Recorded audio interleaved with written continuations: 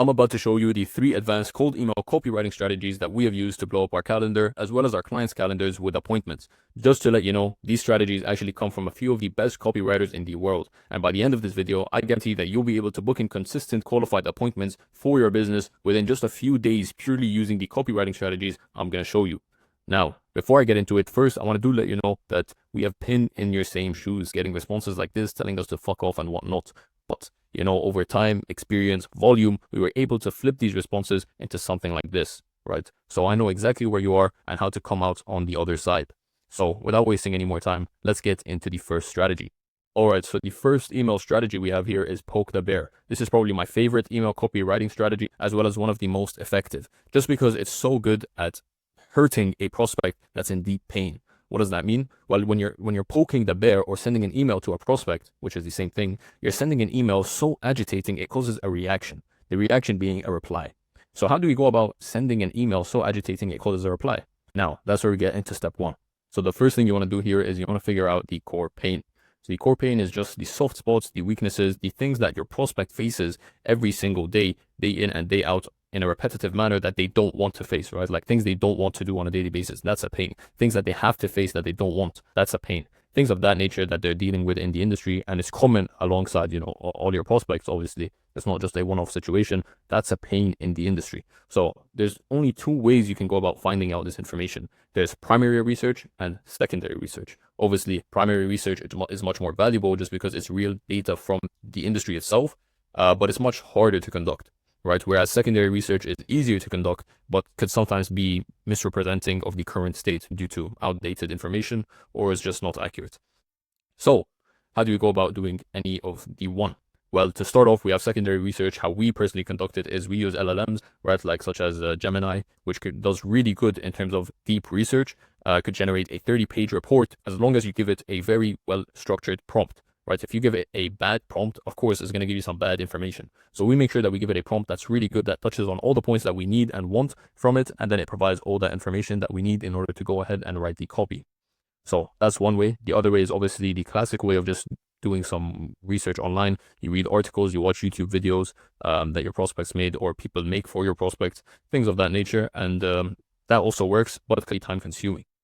Now, onto primary research. The way you can conduct this is through just cold calling, saying that this is this is for a research paper that you're doing for university or whatever it is. You make any excuse and you just ask them a few questions about their current processes, the challenges they're facing, the most difficult part of their day, the common themes they see in their industry along their competitors, things of that nature, and that usually gets you a lot of information.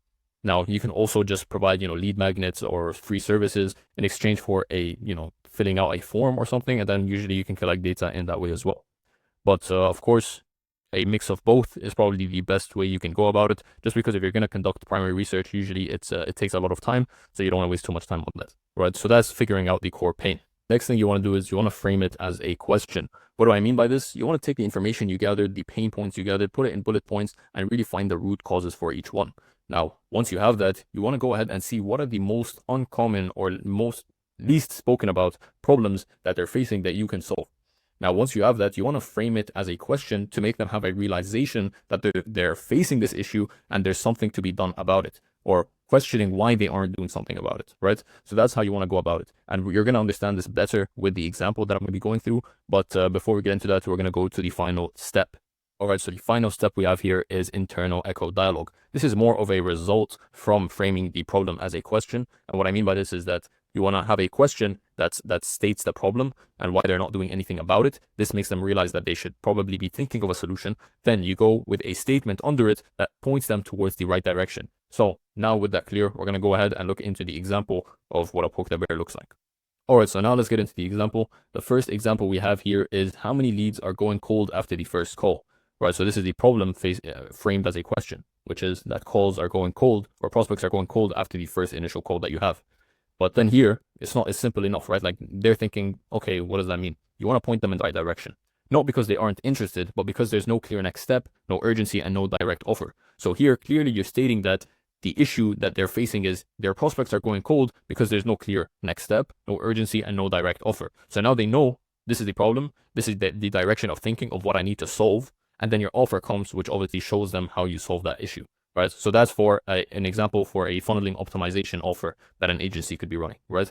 Next, we have an example of a sales training agency offer that says, how many of your reps are hitting quota because of discounts, right? So you're getting the sales, you're getting the quota, but it seems like every sale is on discount. You're not really hitting the revenue range you want to be. Dropping price isn't closing. Most teams we work with struggle not because they can't sell, but because they've never been trained to sell on value, right? So here you're pointing out the problem that their sales reps are selling, but with discounts, which obviously prevents them from reaching their revenue goals. Then here you're showing them that dropping the price isn't closing. You're putting them in the right direction that, okay, they're selling, but they're selling at a discount, which isn't really selling properly, right? Like that's not the aim. So then you go ahead and point them in the direction of most teams we work with struggle not because they can't sell, but because they've never been trained to sell on value. So their team don't know how to use value as a asset when selling, right? So you come here, you explain this to them, then you hit your offer of like, oh, we help train this many, I don't know, whatever. And then you go and you talk about your offer, right? But this is probably one of the most effective ways to really make a prospect realize the issue and then trust you afterwards because you give them the right direction afterwards under that question, right? So I hope this was clear for Poke the Bear, but yeah, this is one of my favorite copywriting strategies, and I hope you go ahead and use this as well. But without any wasting time, let's get into the second strategy.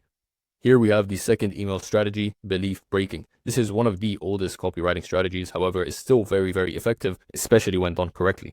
Now, what does it mean? Well, as the name suggests, you just find the belief, you break it, and you reverse the belief in the prospect's mind, right? So how do you go about writing this email? Well, let's get into the first step. All right, so the first step we have here is to actually identify a current belief. If you want to break a belief, you got to first identify what the belief is. Now, I'm not going to go ahead and explain all over again, but you can do the same thing we discussed from the last strategy of either conducting primary research or secondary research. Now, instead of finding a pain, you're just finding a belief. And what the difference is for belief, it could be a understanding of how to do a certain thing. For example, if you're a lead gen agency, a lot of companies believe of conducting, only by referrals, conducting business only by referrals. That's a belief that you can go ahead and break, right? So that's just one simple example, right? Now, what is the second step so we can actually write out this email? So the second step is to spot flaw in current belief. What that means is after you've conducted your research and you identify the belief, you want to see what is wrong with this certain belief that they have. So in the beginning, you're not really searching for a certain belief. You're just finding their beliefs overall. Then you're going to go ahead and find a belief that has a flaw in it. And then you want to go ahead and dive deeper and see what is the flaw in that belief specifically, right? Then once you have that, you move on to step number 3. Step number 3 is to flip the belief. And what that means is you want to first find how to debunk that belief and then give your input on what to do instead, right? As long as what you're saying is actually making sense and is actually a viable solution that is feasible, then you're good to go, right? So you want to find the belief, find why it's wrong, see how you can solve it, and the solution to that or the alternative to that. And then you move on to step number 5, which is to actually just use their own logic, right? So you want to make sure that you use their own logic to see or to show them why it's viable to use your solution, right? For example, they want to get more leads, but they're only using referrals. So you go ahead and you tell them, okay, how much can you control referral-based systems? You can't, because it's word of mouth. It just really depends on whoever has a network, whoever decides to speak on you. You can only reward by incentives, for example. So they want more revenue, they want more profits, they want more clients. Well, you need a more, systematic or reliable or predictable lead flow that you have control of, right? So then you go ahead, you explain this whole process. Obviously, in an email, you're not writing the whole paragraph, but you're just using their logic, showing them why. All right, so the example we have here is that of a sales training agency, again, but let's just go ahead and read it. So you think the reason you're not closing more deals is because you need more leads, but what if the truth is you're wasting the leads that you already have? You don't need more traffic. You need to touch on the 5 critical points during conversations. And then you go ahead and you maybe explain what these 5 points are, or you just give a simple offer. But let's break this email even further. So the first thing you're doing is you're identifying their belief, right? You think the reason you're not closing more deals is because you need more leads. Very common issue that agencies do think or feel. And then here you break the belief, which is, but what if the truth is you're wasting the leads you already have? So they think they need more leads, but you're telling them you don't need more leads. You just need to make more of the leads you already have, which is also a very logical solution. And then here you're saying you don't need more traffic. You need to touch on the 5 critical points during conversations. So this is obviously assuming they're not. Now, the 5 critical points I just made up in my freaking brain because I don't sell sales training agency, right? Like I don't sell this offer, but it's kind of to show the unique mechanism that you have that will help them actually solve this issue, right? So you don't need more traffic. You need to touch on, you need to do, which is exactly what they need to do in order to get the result, which they're not doing, right? And if they're not doing it, they're gonna be like, oh shoot, well, what does that even mean? What does that even do? And then in your offer, you're kind of driving even more curiosity, and then you help them on a call and all of that. But you get the point, right? So you identify the belief, you show the flaw on the belief, you flip the belief, and then you punch them into an offer, right? So that's strategy number 3. Very, very effective, as I mentioned, as long as you get the belief that you're tackling correct and the solution to that wrong belief is also correct, right? So make sure you do that. Now let's move on to strategy number 3. By the way, I just wanted to mention, if your cold emails aren't performing, you can book a completely free strategy session with our team. We can help you fix what's stopping you from getting clients and prepare a strategy to help you sign high-ticket deals purely through cold emails. So with that being said, let's get right back into the video. All right, so the final email strategy we have here is value mirroring personalization. Now, for this email strategy, it's on the rise, very much so, just because AI tools such as clay.com have been growing. But previously, it would take manual hours to do this, so it would take a lot of time, which is why people really didn't focus too much on personalization, and we're just sending out classic plain emails that were not personalized and just standard for everyone, right? Now, with this will only make sense for those that do know Clay. So if you don't know Clay, try to get familiarized with it before you start doing something like this. We have other videos on that on our channel you can check out. But for those that do know Clay and these other tools that help you personalize on scale, this will make more sense for you. Now, for this, what does it mean? Well, you're just trying to find a core value, a belief through your online presence, and then implementing that in an email. So I won't take too much time on these boxes because that's exactly what it actually says.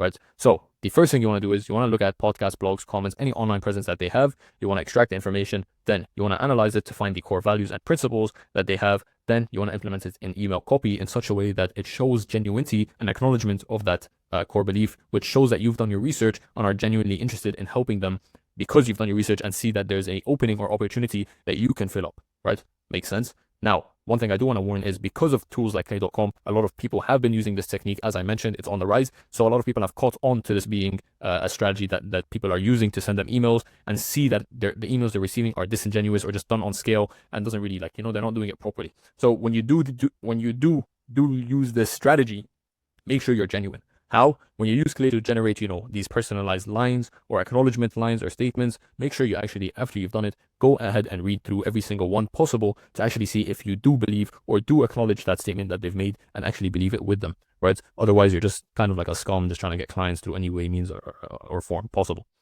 right? Now, of course, if you want to go ahead and do that, be my guest, but I just don't recommend it because even if you do get them as a client, they'll be able to sense that you're just not on par with them, right?